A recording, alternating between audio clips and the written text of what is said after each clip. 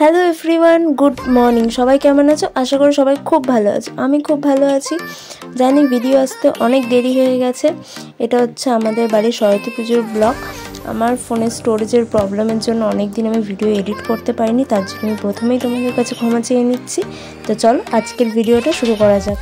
তো সরস্বতী পুজোর আগের দিনকে আমি, আমার বর, আমার কাকা মিলে গিয়েছিলাম আমাদের বাড়ির ঠাকুরটা আনতে। আর এই যে দেখো ঠাকুরটা রেডি হয়ে গেছে। তো আমি ঠাকুর নিয়ে বাড়িতে চলেও এসেছি। তো সরস্বতী পুজোর দিনে দেখো সকাল থেকেই আমাদের বাড়িতে কচিকাচাদের নাচ শুরু হয়ে গেছে। না খেয়েই আর রয়েছে এরা। দেখো ছোট ছোট আমার দুটো যমজ ননদ রয়েছে, এগুলো সব আমার ননদ। শুধু বাচ্চারা নয়, বাড়ির সব থেকে বয়স্ক যিনি মহিলা, মানে আমার দিদি শাশুড়ি, তিনিও মায়ের আগমনে আনন্দে নেচে উঠেছে। তো চলো, এইভাবেই আমাদের সরস্বতী পুজোটা কেটেছিল।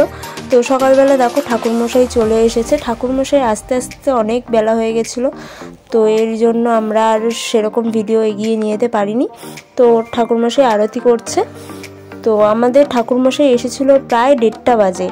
তারপরে দেখো আর সেরকমভাবে ব্লগ করা হয়নি। তারপর সন্ধ্যেবেলা আমাদের ঠাকুরমশাই এসে আমাদের সন্ধ্যেবেলা বাড়িতে যজ্ঞ হয়েছিল।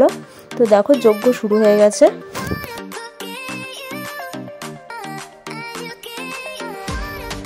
যজ্ঞ করে তারপর পুজোর আরতি করে সেই দিনকার মতো আমাদের পুজো শেষ হয়ে গেছিলো। তো আমাদের সরস্বতী পুজো খুব মজা করেই কেটেছিল। তো দেখো এরা সকালবেলা এত নেচেও এদের এনার্জি একটুও কমেনি, আবার সন্ধ্যেবেলা এরা শুরু হয়ে গেছে। তো আজকের ভিডিওটা আমি এখানেই শেষ করছি। দেখা হবে অন্য কোনো ভিডিওতে। আজকের মতো টাটা।